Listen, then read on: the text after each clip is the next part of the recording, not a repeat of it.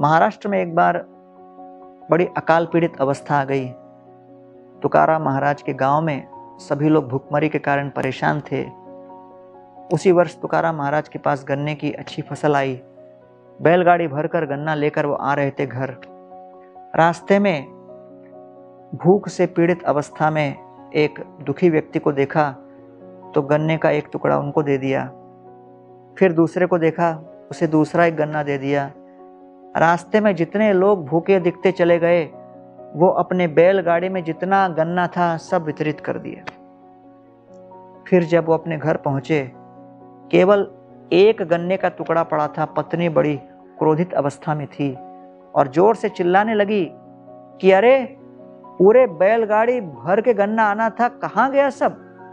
और उन्होंने कहा, देखो, गांव में बहुत लोग दुखी थे, पीड़ित थे, भूखे थे, मैंने करुणावश उनको वितरित कर दिया।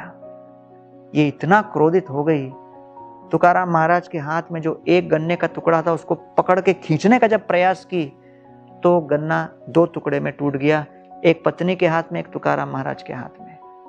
उसको देखकर तुकाराम बोले, देखो, आपके हाथ में एक गन्ने का टुकड़ा, मेरे हाथ में एक गन्ने का टुकड़ा, हम दोनों भी देखो भूखे नहीं मरेंगे। भगवान ने, विट्ठल ने क्या व्यवस्था कर दी।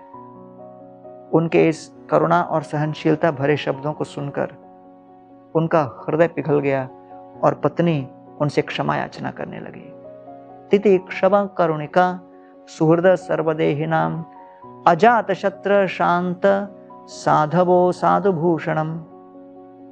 हमें अपने जीवन में तितिक्षा, करुणा और हर जीव के प्रति विशेष सेवा भाव प्रकट करना चाहिए, जिससे हम अपने हृदय में आनंद और सुकून अनुभव करें और दूसरों को भी संतुष्ट कर सकें।